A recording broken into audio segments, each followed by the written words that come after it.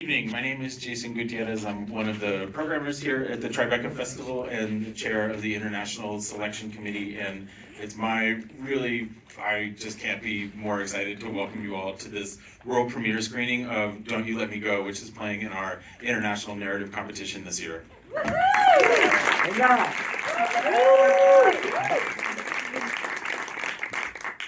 As programmers, we're not supposed to really have favorites, but this one's one of my favorites. I just have a really quick announcement to make. This film is eligible for our Audience Award, in addition to all of the other awards that we award as part of the international competition. But this year, voting for our Audience Award is completely online, so to vote, please visit the Tribeca Festival website and log into your My Tickets page using the emails of Don't You Let Me Go, Amari, Guevara, and Leticia, Jorge.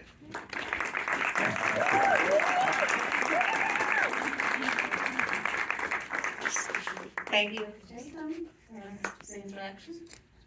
Leticia, Anna, you're our first audience for this movie. So.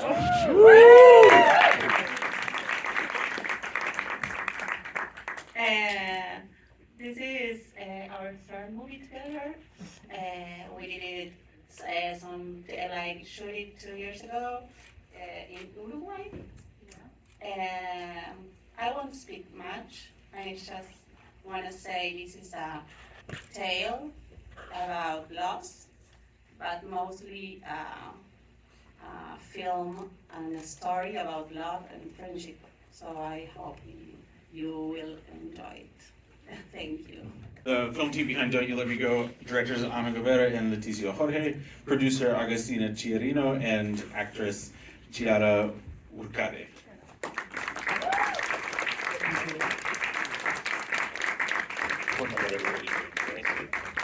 Thank you. So, I'll wait till everybody's up here. As you mentioned at the top, this is your third film working together, and I'm curious, can you describe how you collaborate and if that's changed over the course of the three films that you've made together? Well, actually, it's our third film, all of us together, not only Anna and I. I think, yes, it changed a bit. Like every relationship. Yes, and because we grow up and we relax, and this was quite a different process for us. I mean, there's a lot of things that we do when we work that we did the same, but it had its own Way of being. yes, urgency, and I think this time we talk a lot. To answer your question, yes, it has changed, not that much maybe. We are really close friends. When we are not working, we are also friends. We are not only partners, And we share a lot of things and spend a lot of time together. And working for us is kind of doing that, but also writing. We watch a lot of movies and we talk. And when we were younger, we hung out a lot. And now that we are older, we kind of get to do that when we are working, in a way. So in that sense, we kind of go back in time also doing this movie. And can you tell us a little bit about what the inspiration was behind it? I feel like it's a very unique story in both the way that it's told, but also in the focus of it. Can you tell us a little bit about what inspired it? It came from a loss, we lost a friend, and we needed to do something to get that person back in a way, and we did this movie. Chiara, I think that your performance is quite incredible, along with the other two fabulous actresses that you're working with. Can you tell us a little bit about what you all did together to bring about such a great camaraderie on screen, and what you did to make it feel like you had a very, very close friendship?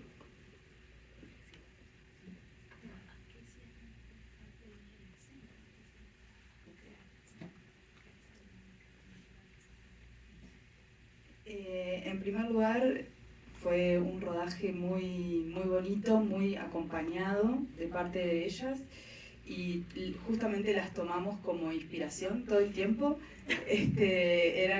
Sí, las mirábamos y de pronto el rodaje de la segunda parte fue en las afueras de Montevideo.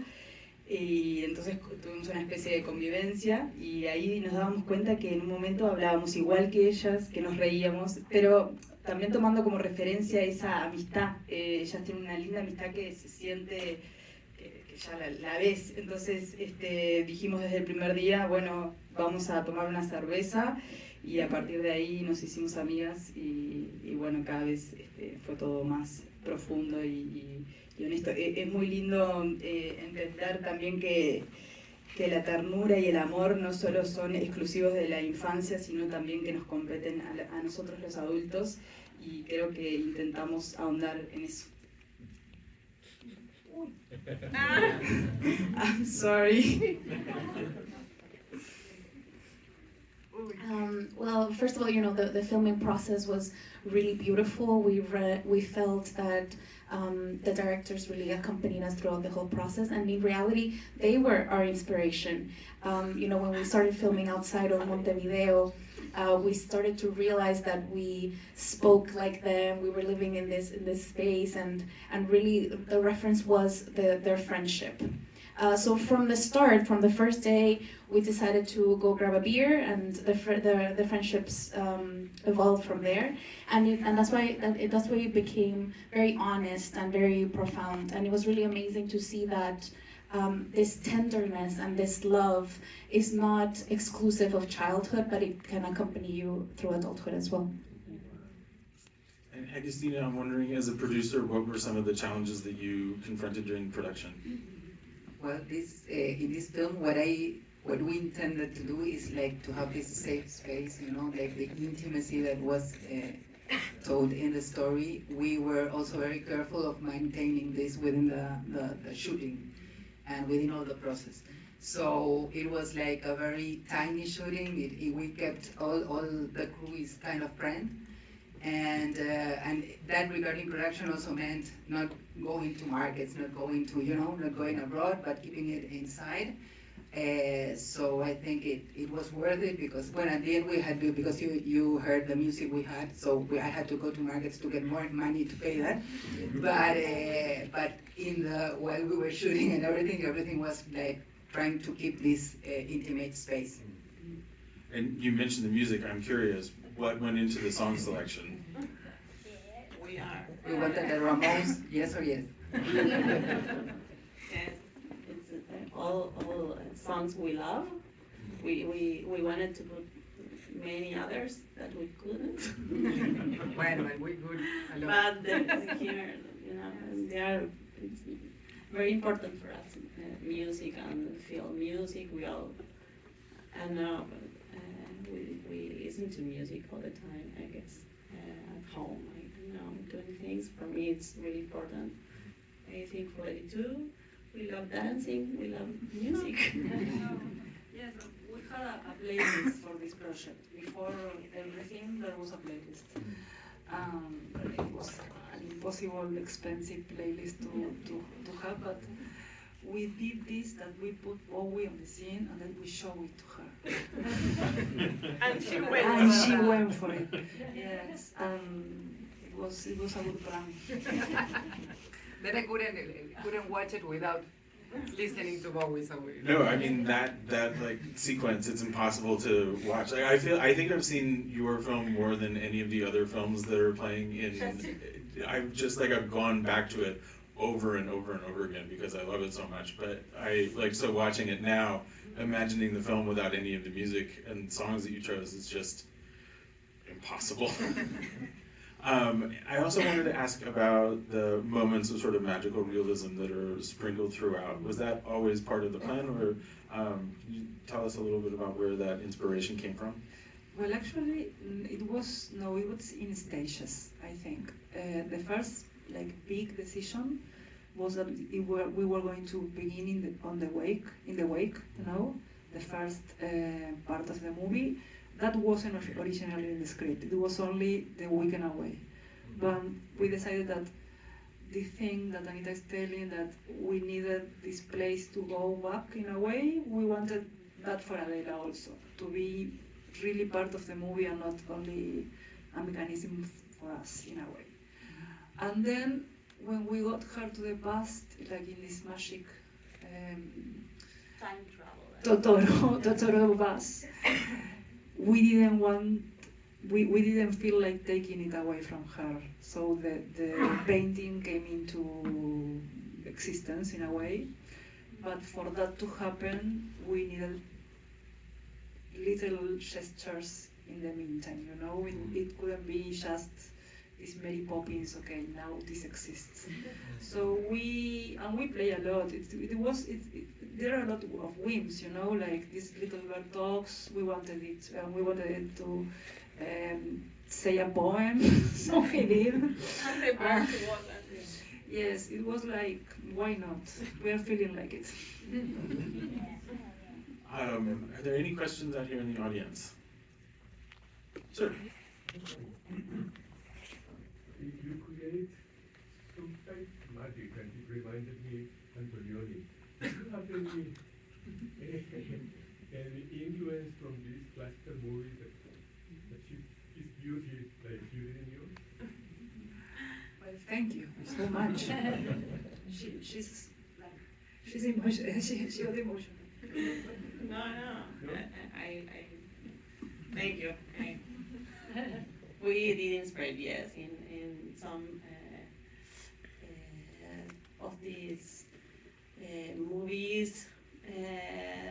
We did watch a lot of movies for this, and yes, those gestures of onirical. I don't know if Antonioni, but yes, maybe Buñuel a little bit. No, yes. And there are like small gestures. I don't know if I can say all of them we stole from who. You know, we stole a lot.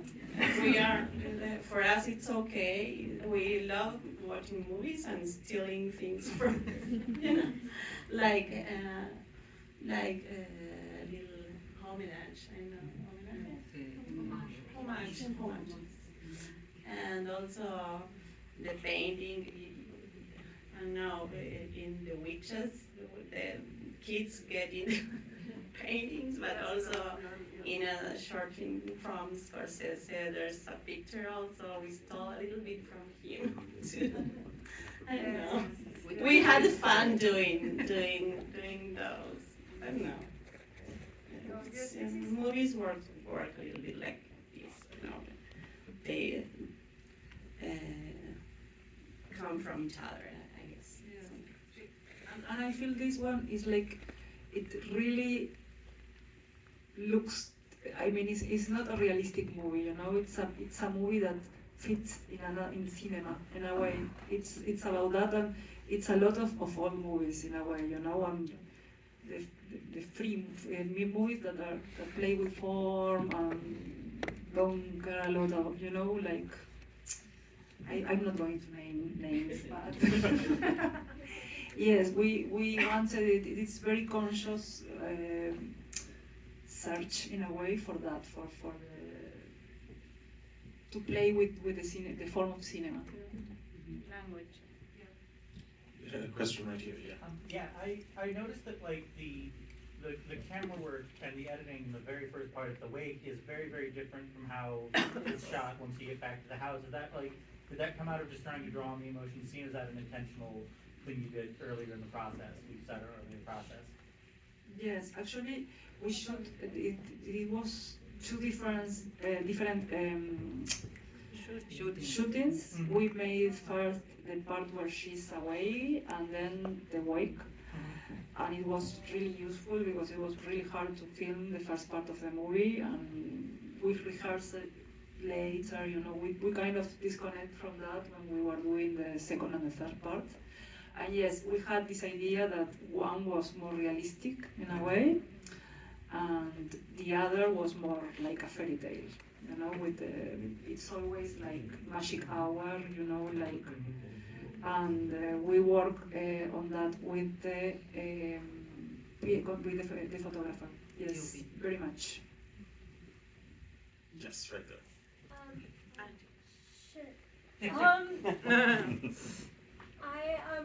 I really liked the portrayal of like deep, endless love and friendship in this movie, and I think it was interesting to hear that the first scene with the wake wasn't always there, and I think that scene really put everything into context. Was there ever like, I'm glad that it didn't end up that way, but was there ever like an urge to like flash back to that beginning scene after the trip to like?